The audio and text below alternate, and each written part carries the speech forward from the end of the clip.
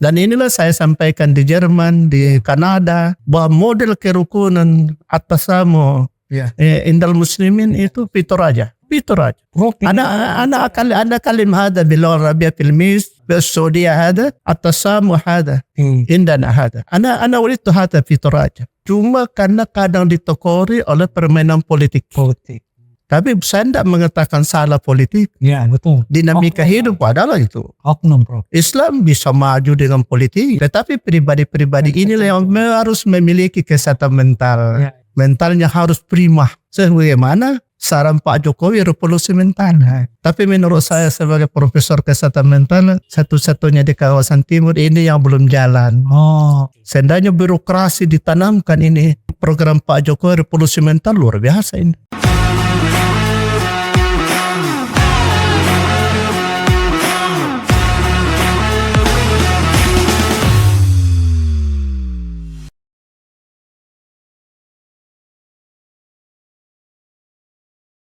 Sahabat Uki, sahabat catatan jurnalis Supriyansa, selamat sore dan jumpa lagi dalam podcast catatan jurnalis Supriyansa.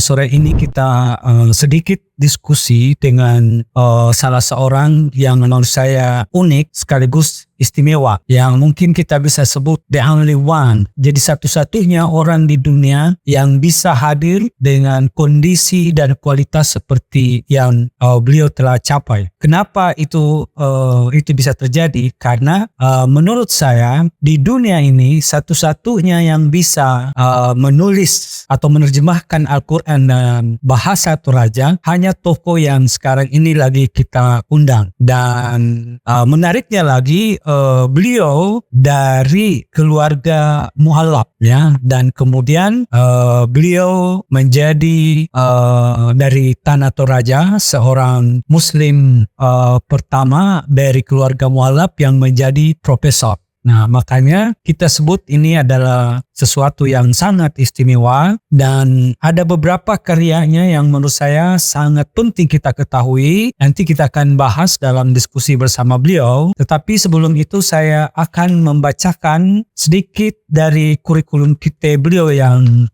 saya sudah print, terdiri atas 8 halaman. Tapi saya akan singkat. Beliau adalah Profesor Dr. Haji Muhammad Satu Alang MA.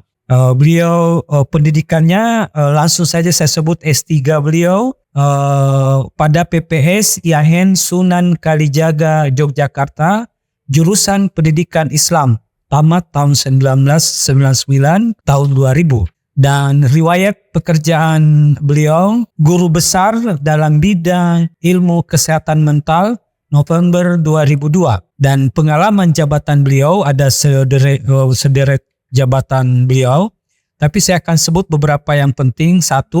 Ketua Jurusan Akidah Filsafat pada Fakultas Usuluddin Palopo tahun 1993-1996. Terus Dekan Fakultas Usuluddin Ambon tahun 1996-97. Terus Ketua Stein Ambon tahun 1998. Ketua PIBA Pusat Intensifikasi Bahasa Asing IAIN Alauddin Makassar tahun 98-1999. Kemudian Dekan Fakultas Dakwah dan Komunikasi UIN Alauddin Makassar tahun 2004 sampai 2008. Kepala Lembaga Pengabdian Masyarakat tahun 2011 sampai 2005 di UIN juga. Pengurus MUI Sulsel, Ketua Seksi Dakwah tahun 2004 sampai sekarang. Pengurus Pembinaan Akhlakul Karimah Provinsi Sulawesi Selatan tahun 2008 sampai sekarang. Pernah juga Ketua Penyeleksi KPU Kabupaten Luwu tahun 2008. Pengurus Badan Wakaf Indonesia Provinsi Sulawesi Selatan tahun 2018 sampai 2021. Tentu saja karya tulis dan penelitiannya sangat banyak, tetapi saya akan menyampaikan yang penting peranan dakwah dalam menyiarkan Islam di tanah Toraja. Terus Al-Adabul Al-Sabiyah At-Taturi. Penelitian beliau ada banyak, ya. Saya akan menyebut beberapa di antaranya yang mungkin sedikit unik dan membetot perhatian publik, yaitu etika seks dalam lontara asli Kalibene. Dan buku-buku beliau, ya saya kira makalah tentu sangat banyak dan juga jurnal ya. Itu tidak diragukan lagi. Dan buku beliau sekarang ini yang kemudian catatan jurnalis Sukriyansa berpikir untuk mengundang beliau karena ada Al-Quran yang terjemahan bahasa Toraja. Jadi sahabat catatan jurnalis Sukriyansa bisa menyaksikan langsung bahwa beliau sudah menerjemahkan Al-Quran dalam bahasa Toraja, dan saya yakin ini adalah yang pertama kali dan mungkin yang terakhir kali, mungkin ya, karena ini sangat susah memadukan antara bahasa Toraja dengan bahasa Al-Quran. Dan ada juga buku beliau ini, biografi beliau, Anak Mu'allaf Menjadi Profesor Muslim ya. Ini juga saya kira menarik teman-teman sahabat catatan jurnalis Sukriyansa untuk baca, karena di sini beliau mengisahkan tentang dirinya sebagai keluarga mu'allaf dan menjadi muslim mu'allaf yang pertama jadi profesor, dan juga romantika kehidupan beliau menuntut ilmu pengetahuan hingga di Tanah Jawa kala tahun-tahun itu. Terus ada terapi ru'ya syariah ya, kalau ada yang mengalami gangguan-gangguan roh-roh jahat disarankan untuk membaca buku ini. Dan beberapa buku tentang kesehatan mental itu juga beliau tulis, dan ini yang menurut saya juga mungkin banyak peminatnya, cerita tentang kehidupan seksual ya. Mungkin ada yang mengalami kelainan seksual, bisa sangat dianjurkan untuk membaca buku ini. Dan juga bagi mereka yang berumah tangga yang ingin mengharmoniskan dan menambah kegerahan seksual mereka, bisa direkomendasikan membaca buku ini, karena pada bagian buku ini ada bercerita tentang etika seks, hubungan suami istri, metode mempertahankan keindahan seks, peran psikoterapi terhadap kelainan seks, dan seterusnya ya. Kita akan membahas dua subjek utama pada sore ini. Tentu saja rasa penasaran banyak orang tentang keberhasilan beliau menulis terjemahan Al-Quran dalam bahasa Toraja. Baik, kita langsung menyapa beliau. Selamat sore, Prof. Selamat sore. Terima kasih, Prof, atas berkenan hadir di catatan jurnalis Sukriyansa. Prof, boleh diceritakan mengapa Prof ingin terinspirasi untuk menulis terjemahan Al-Quran dalam bahasa Toraja? Terima kasih. Bismillahirrahmanirrahim. Assalamualaikum warahmatullahi wabarakatuh. Alhamdulillah wa syukralillah. Wassalatu wassalamu ala asrafil mursalin Sayyidina Muhammadin wa ala alihi wa sahbihi wa mawala. Alhamdulillah, saya berterima kasih diundang datang untuk membagi-bagi pengalaman hidup. Mudah-mudahan pengalaman ini bernilai ibadah di sisi Allah Subhanahu wa Ta'ala. Amin. Menarik ini Al-Quran. Ini kami berminat setelah melihat saudara kami dari suku Mandara. Yep. Jadi mengawali ini Al-Quran diterjemahkan dalam bahasa Mandara. Terus saya ini kan latar belakang ayah dan ibu saya mu'allaf. Saya dulu dididik di sekolah Katolik. Yep. Ya, saya akan membaca dasar-dasarnya itu sehingga saya terinspirasi untuk syiar dakwah bahwa etnis Sulawesi Selatan ini ada jutaan yang mampu membaca agama Al-Quran ini lewat bahasa Toraja. Toraja Utara, 4 di Kabupaten Lu, Enrekang, Sukut Patinjo, dan lain-lain. Ini menariknya ini, banyak orang tertarik karena kami lebih 2 tahun menerjemahkan. Saya dibantu oleh kakak saya, Dr. Andes Haji Nurdin Baturante, mantan Kandepak Kota Makassar. Ada adik saya juga mu'allaf, Dr. Lince Bulu Toding, seorang dosen akuntansi di PB UIN Alodi Makassar, membantu dalam menerjemahkan ini selama kurang lebih 2 tahun. Ini dana ini disiapkan oleh Kementerian Agama. Jadi kami ini menghadirkan tokoh-tokoh, pakar-pakar bahasa Toraja. Cuma kebetulan nenek saya adalah Tomina dalam bahasa Toraja, ahli dibilang bahasa Toraja. Terus latar belakang S1 saya jurusan bahasa dan sastra Arab. Sehingga saya menulis disertasi Al-Adabu Asy-Sya'bi At-Torajawi. Itu sastra masyarakat Toraja. Jadi memahami konteks Al-Quran itu menurut maunya Al-Quran. menurut maunya Al-Quran. Satu contoh saja, saya pernah ditanya Bapak Wali Kota Palopo, apa terjemahan bahasa Torajanya? A'udzubillahi minasyaitonirrajim. Mentilindung na ala kolona po ng Allah Ta'ala, di yomay persona setang buletok. Bismillahirrahmanirrahim. Sisola sa nga na po ang Allah Ta'ala, liumamase sumpu kaboro. Terus al-ikhlas, kulhuallahu ahad. Pukada ya Muhammad, ya tupuang Allah Ta'ala puang titana tungga. Lesa wahid, lesa isnani. Kama binapsi. Titanan tungga dalam bahasa Toraja itu kama binapsi. Jadi kalau orang menerjemahkan tidak paham konteks bahasa Toraja, Betul. sekalipun di Toraja ada 3 dialek itu, Toraja Barat, Padang Kamadikan, daerah kelahiran saya di Talu Lembang, Sangalat, Tanah Toraja, dalam daerah Pekamberan. Ya. Ada yang menjadi problem karena da. Artinya da, jangan, da, daud, dandi. Itu semakna. Tapi tidak usah kita perdebatkan itu. Orang Bugis saja, Bugis Bone, Bugis Sopeng, Bugis Mindang. Denangkan na si pahan mi. Ya pintu si pahan reking sa minawatan. Cuma hasil karya saya ini saya meminta kepada seluruh lapisan masyarakat, utamanya penentu-penentu kebijakan, supaya ini kalau bisa digandakan untuk masyarakat. Digandakan sehingga di masing-masing disimpan di masjid dan dikaji. Dan inilah menarik saudara-saudara saya dari non-muslim ingin juga mau memiliki ini bagaimana orisinalitas Al-Quran itu tetap begini, tidak berubah-ubah. Alhamdulillahirabbil alamin. Mintu na pa po diyan lulakonas nga po ng latar. Puangang gemaritik. Begitu indahnya. Iya. Ada bahasa Toraja pasaran, ada Toraja yang sastra. Betul. Jadi inilah, karena kebetulan latar belakang nenek saya itu adalah Tumena yang menguasai bahasa-bahasa ini. Dan kita mengadarkan pada waktu penerjemahan ini pembanding. Yaitu umpama jurusan bahasa Arab, Profesor Kiai Haji Dr. Said Muhammad LCW MA. Dari Mesir, dari Irak. Sama-sama pembina kita hadirkan untuk memberikan masukan-masukan dalam konteks kebahasaan Arab. Betul. Karena usul-usul bahasa Arab itu tidak gampang. Kita menghadirkan seluruh tokoh-tokoh orang Toraja yang beragama Islam dan untuk menerima saran-saran input-inputnya itu. Sehingga alhamdulillah lahirlah seperti itu. Jadi tim kebersamaan ini mendapat hidayah Allah. Betul. Cuma karena saya ya lebih 20-an juz yang saya sendiri yang translate. Utamanya di surah-surah pendek. Ya.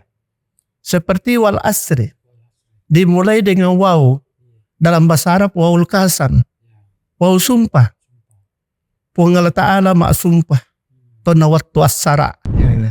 Wal asri wal fajri Allah Ta'ala masumpah na waktu fajar.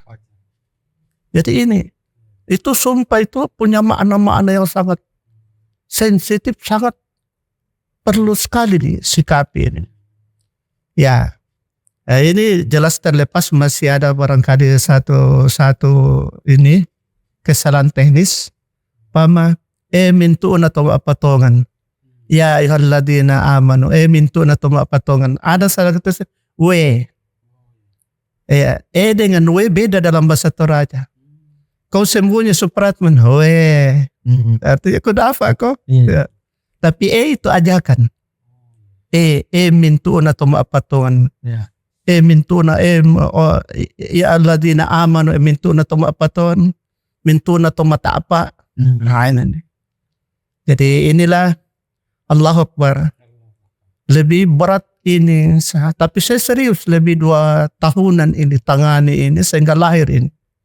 Allahu Akbar sehingga saya pada waktu di launching tahun 2016 saya diundang oleh Menteri Agama ke Jakarta untuk menyampaikan pokok-pokok ini bersamaan dengan terjemahan Al-Quran dari Batak dan Bulangan Mongondo.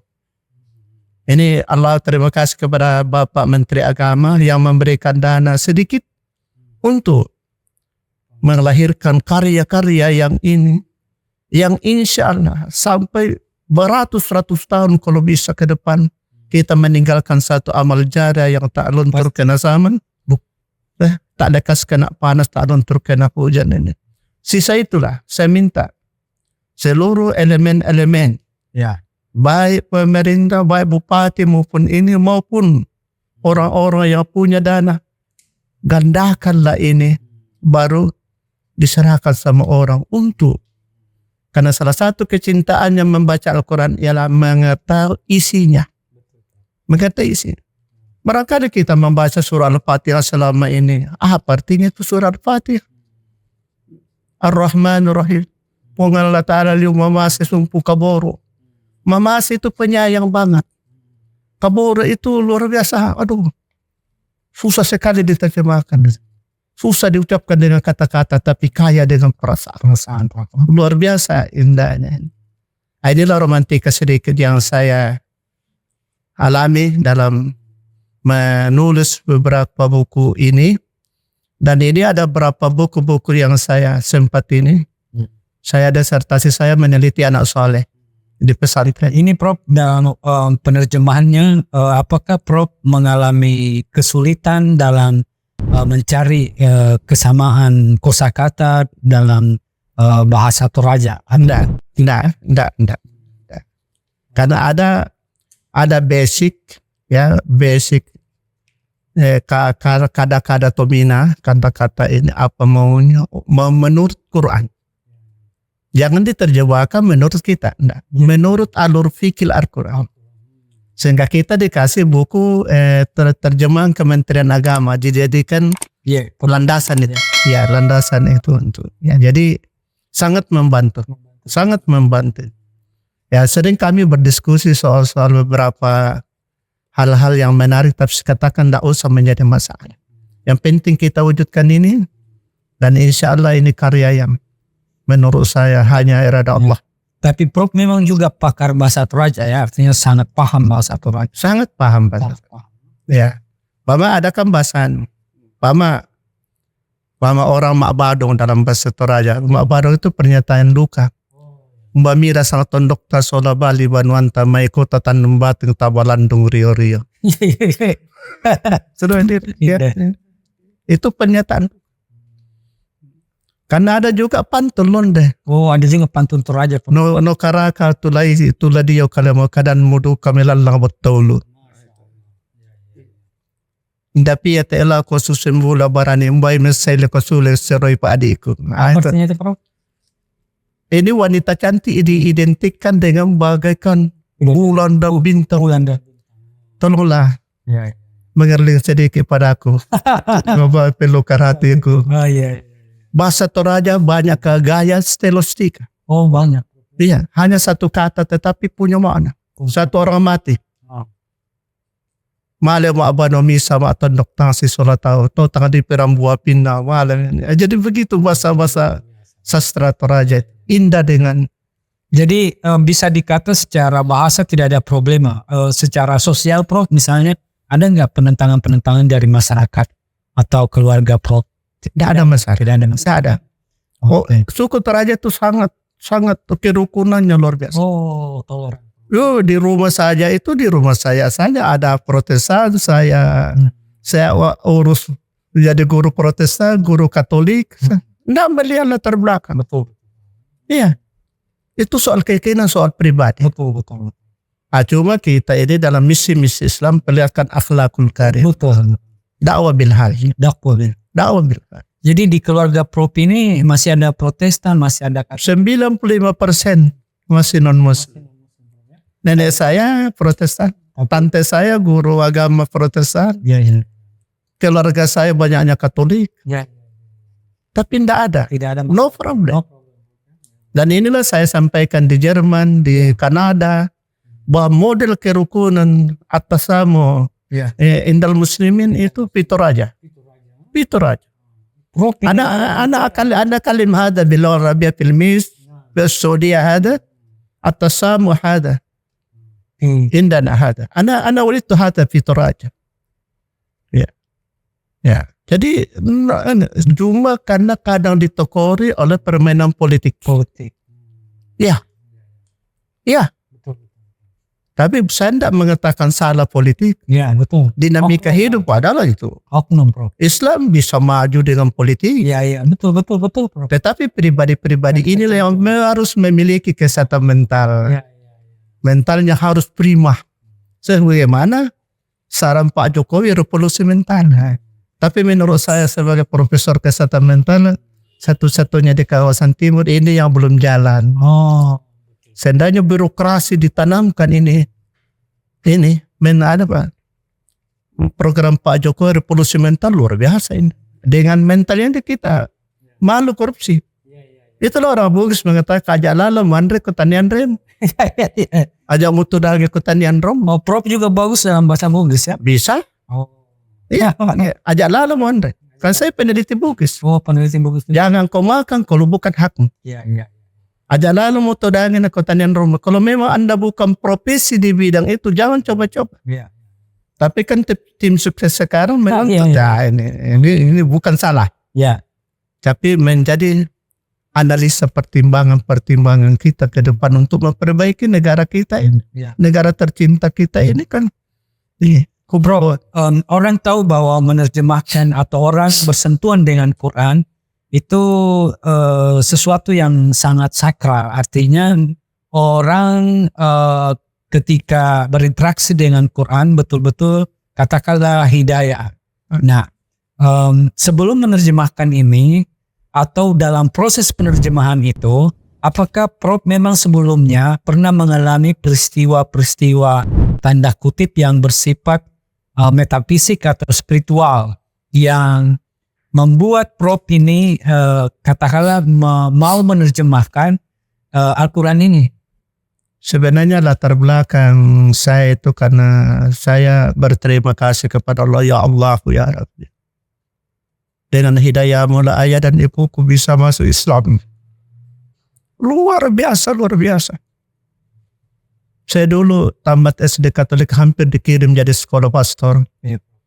Saya ditanya seorang peran pastor. Kita berangkat ke seminari Makassar. Saya bilang, anak Muslim. Saya beragama Islam. Kaget. Ayah bapak saya memasukkan saya PGA. Pendidikan guru agama.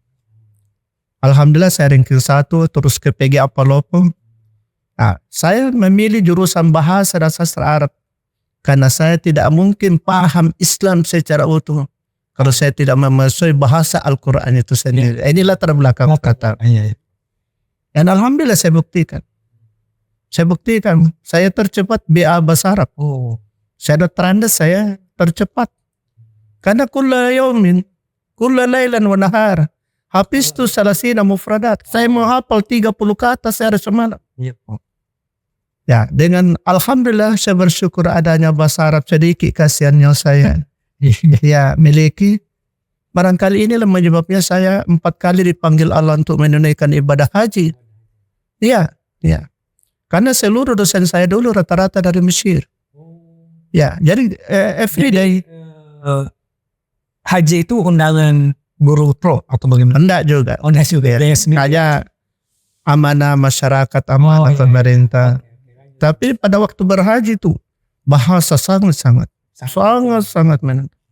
Dan kita tidak paham Islam secara utuh kalau tidak tahu bahasa Arab. Betul. Bahasa Al-Quran kita kan bahasa Arab. Iya. Inna ansalnahu Qur'an wa innahu lahafidun. Hakul yakin. Allah menurunkan ini. Cuma permasalahan dalam konteks sosial sekarang ini. Banyak konsep-konsep Al-Quran yang masih tanda petik oleh masyarakat.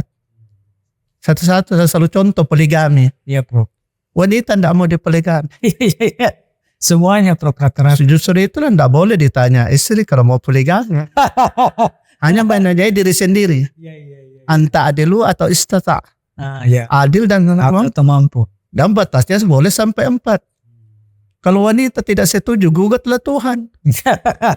Filosofisnya kan begitu. Tapi wanita Bugis dulu rela jadi istri keberapa? Yang penting 5 idolanya wanita Bugis. Ya, apa itu, Prof? Pertama, Mamuare na tarong adara arungi.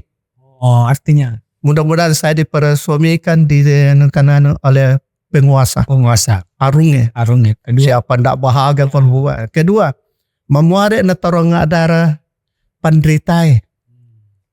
Ya, karena warasatul anbiya iya Prof. ahlul jannah. Anujan na Yang ketiga, mamuare na tarong adara towarani, tawarani. pemberani. Mamuare na tarong adara tosugi, orang kaya. Rangkang. Dan terakhir mamuare na tarong adara tomacai. Macam. Inilah termasuk ibu saya istri keempat.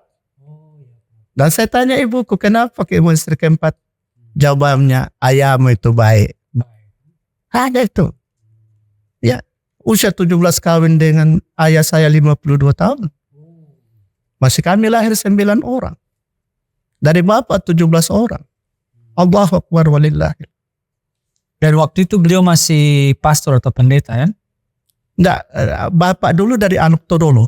Oh, Alutodolo. Aluk Todolo. Alutodolo itu di sini. Di Toraja. Lutu aja. Ya, kalau di Lu kepercayaan Dewata Sewaya. Oh, di atas Kalau di Kajang itu kepercayaan Patuntu. patentung. Iya.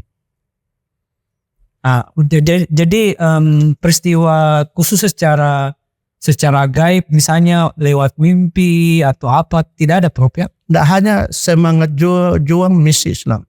Dakwah Islam. Karena sejak saya mahasiswa itu aktif untuk berdakwah mengirim teman-teman untuk berdakwah ke Tanah Toraja. Orang Toraja haus akan dakwah. Tapi saya minta ini para dai sebaiknya tinggal di Toraja. Kalau hanya temporer saja datang 1-2 hari pulang, kayak apa ya? Nah, karena salah-salah. Ya, masih mau pulang nih, tidak ada. Kalau dia tinggal membina, Masya Allah. Masya Allah.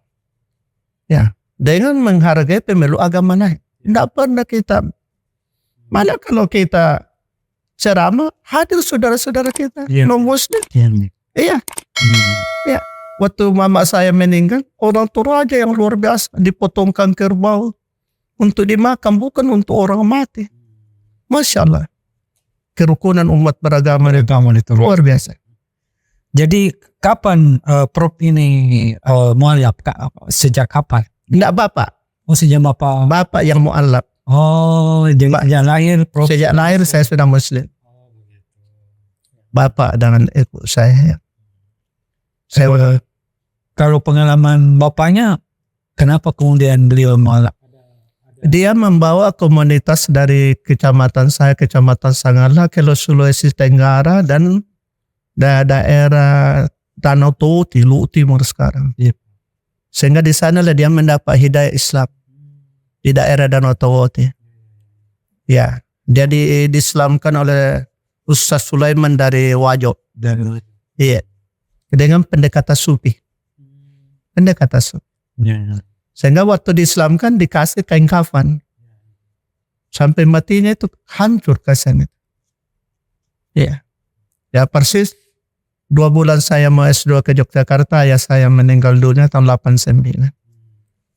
Ini Al-Quran bahasa Toraja ini Prof, kalau masyarakat ingin beli, di mana mereka bisa dapatkan? Hanya ini persyaratannya langsung ke satu badan litbang yang menangani, mengajukan permohonan ke sana supaya digandakan, diminta. Iya, mekanismenya begitu.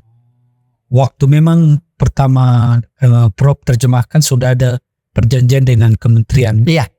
Ini haknya Kementerian Agama karena ini pengawasan kerusakan Al-Quran. Jangan sampai tercederai. Jadi kita pelihara itu sehingga pengawasan Kementerian Agama itu betul-betul. Sahabat jurnalis Sukriansa, beberapa karya monumental dari Prof Sabtualang ini, salah satu menurut saya adalah beliau berbicara tentang etika seksual dalam Islam. Dan beliau sudah menulis satu buku terapi kelainan seksual. Prof, kira-kira apa yang ingin Prof sampaikan dengan buku ini? Ya, terima kasih. Ya, buku ini terinspirasi pada waktu saya dibimbing Profesor Mokhlis Faini.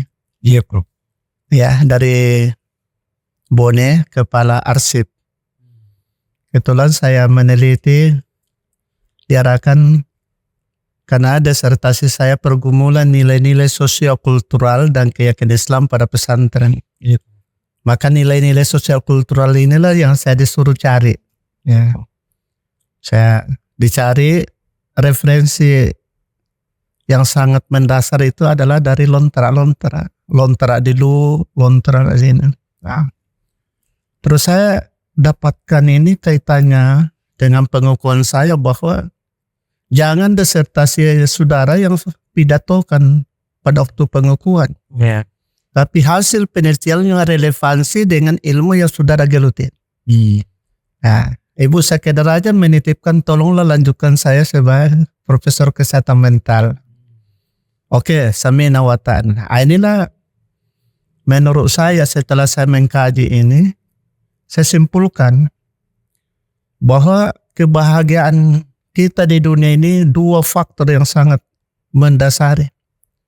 Faktor cinta dan faktor ekonomi. Iya. Ya, Faktor cinta menarik kayaknya. ya. Jadi ini kasus-kasus polisi itu dia hanya dua. Kalau bukan orang membunuh karena cinta, orang membunuh karena ekonomi. Hanya itu aja berkisah di situlah.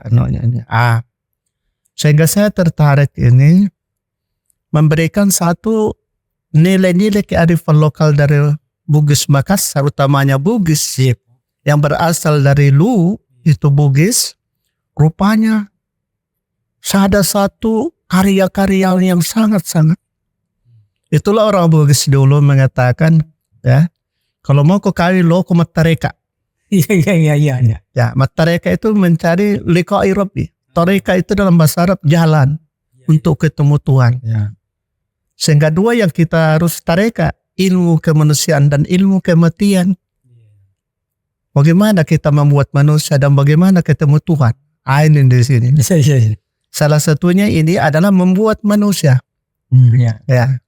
Sehingga laki-laki dikatakan dalam lontera Bugis, ajak lalu memak bene kodek nakapitu da purangnya mucan nere. Jangan kawin kalau 7 kali dapur kau keliling.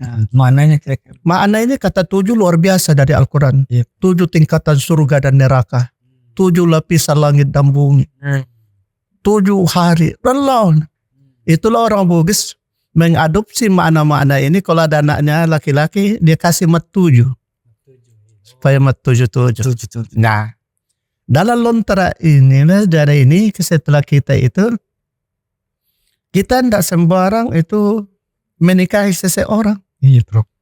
Ya, itulah saya tulis itu dalam buku saya, buku Ini apa? autobiografi saya menulis satu bab khusus cinta. Tentang cinta. Ya. Cinta. Iya, karena saya begini karena cinta. Iya. Semakin laki-laki yang kamu percintaan, maka mau apa? Iya.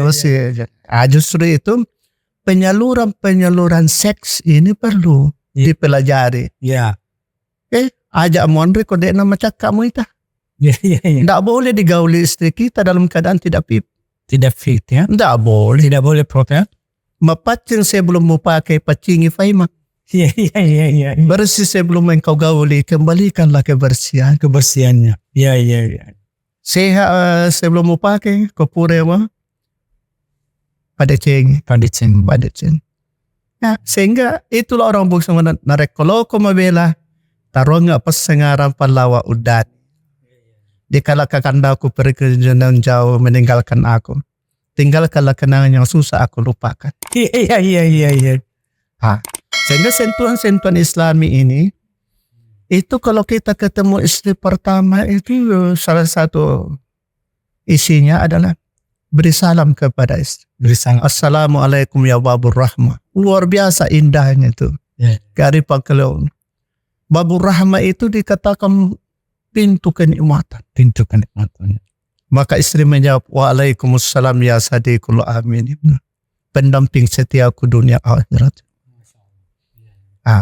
Sentuhan pertama adalah sentuh ubun-ubunnya. Karena di sinilah nanti keluar roh kita terakhir.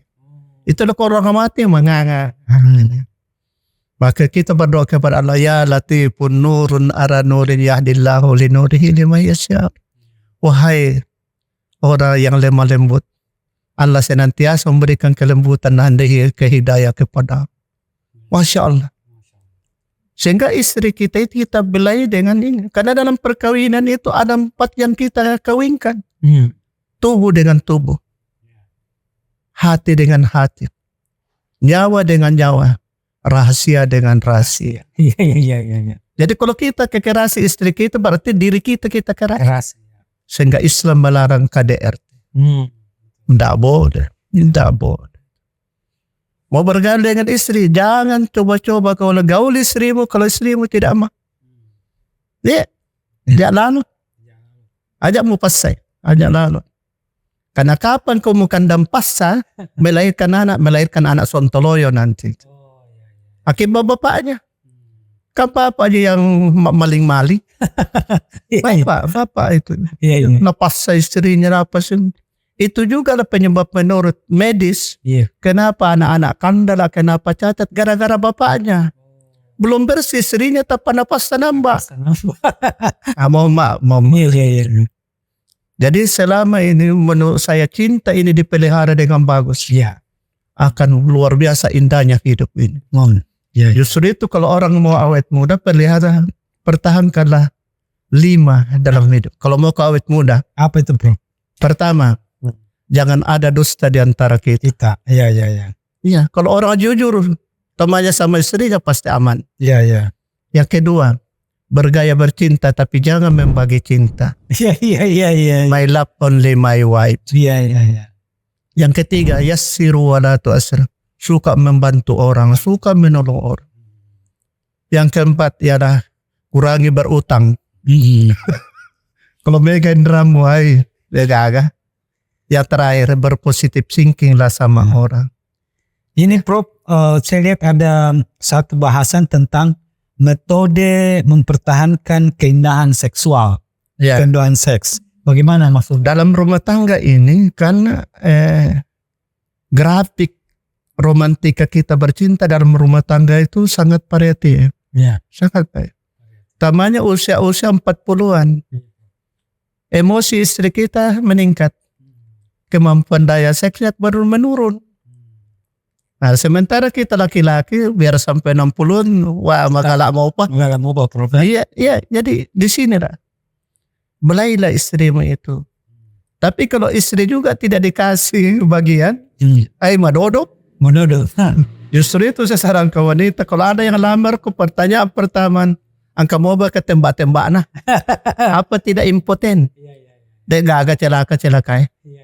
Kalau urane kita dapatkan yang impoten, jago rangsangan tapi penyelesaian tidak ada. Neraka di atas neraka. Jadi saya sarankan ibu-ibu, kalau mau pilihkan jodoh, ya robak kutanamu pertama, memega waju-wajumu, kodega aju-ajumu.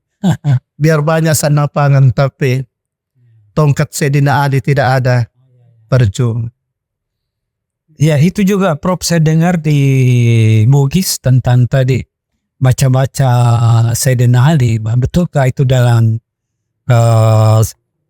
hubungan seksual juga dipakai dalam ini saya kaitkan, ini juga yang menarik saya teliti ini. Kira-kira siapa ulama yang ajarkan orang ini pertama ini? Nah, saya kaitkan bahwa tarekat pertama pendekatan sufi yang dianukan di Selatan adalah tarekat Halwatiyah. Halwatiyah. Apa hubungannya ini Prof? Nah, karena daerah tarekat Halwatiyah itu pensucian diri. Dan salah satu idolanya Ali bin Abi Thalib. Iya. Sampai di sangat secret sekali dalam buku ini ya kan. Pada waktu tongkat Nabi Musa mau masuk kepada Sumul Kausar. Kan orang Bugis itu paginya diistilahkan Sumul Kausar. Wujud tamati. Ya wujud tamati. Iya. Ada tak pemupatame.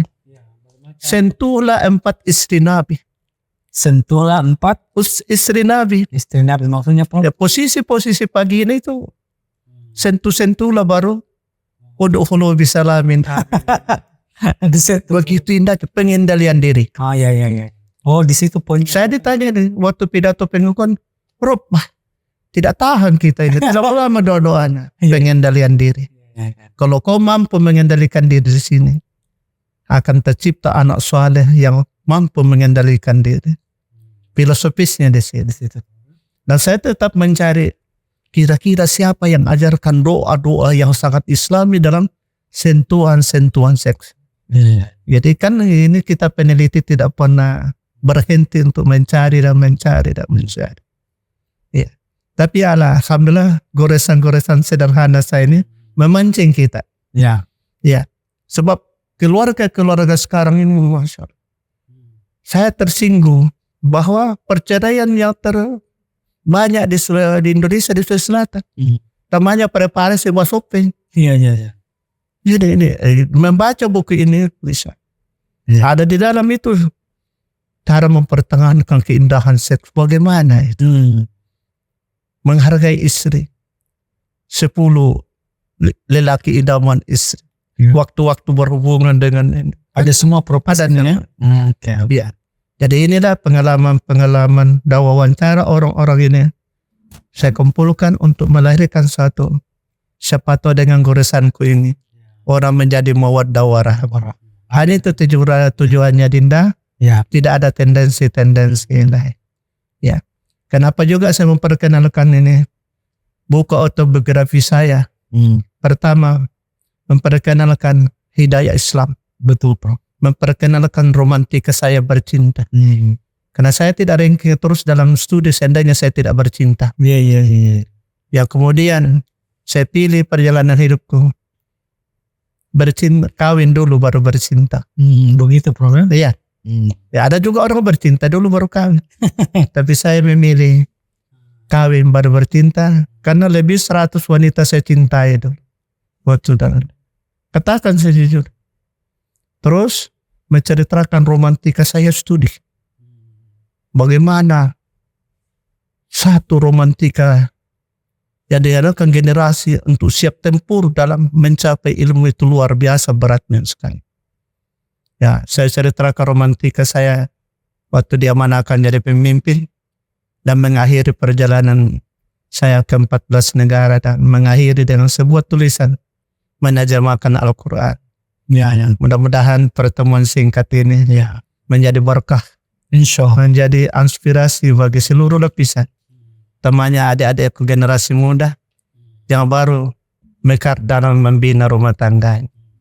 Saya kira baik, Prof, untuk diskusi penutup, mungkin ada yang ingin disampaikan, dititipkan baik kepada generasi muda maupun himbauan kepada pemerintah terkait dengan karya-karya Prof ini, terkhusus tentang buku Al-Quran dan terjemahannya dalam bahasa Toraja. Silakan, Prof.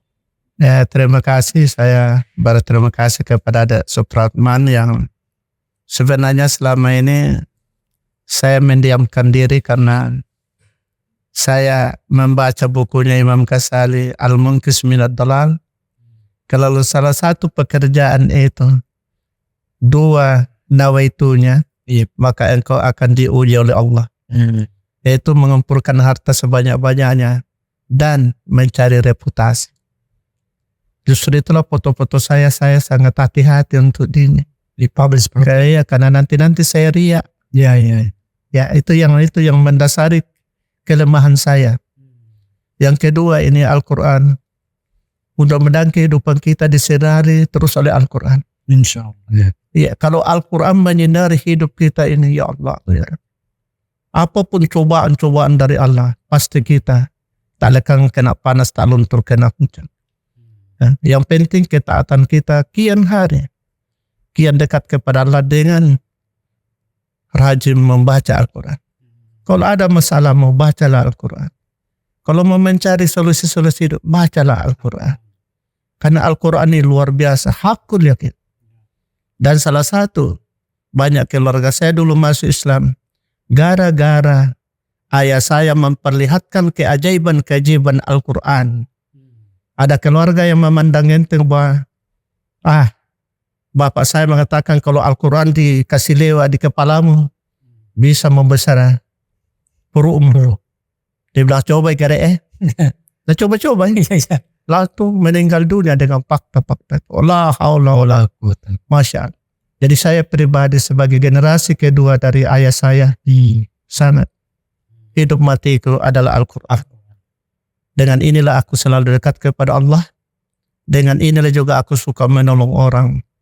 Dan dengan inilah suka aku menyadari bahwa banyak sekali kelemahan-kelemahanku dalam hidup ini yang perlu aku sadari.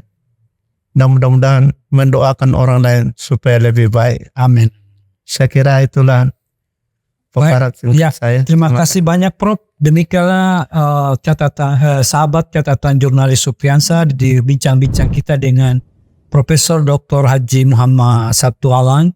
Dan sebagai penegasan dari sepanjang pembahasan beliau, yang saya bisa simpulkan adalah jadilah generasi Quran. Karena menjadi generasi Quran, insya Allah segala hal bisa kita hadapi dengan bijak, dengan tuntunan ilahi yang insya Allah itu akan menjadikan kita sebagai manusia yang sukses, berhasil di dunia hingga akhirat. Sekian diskusi kita sore hari ini. Insya Allah kita akan jumpa pada episode mendatang. Assalamualaikum warahmatullahi wabarakatuh.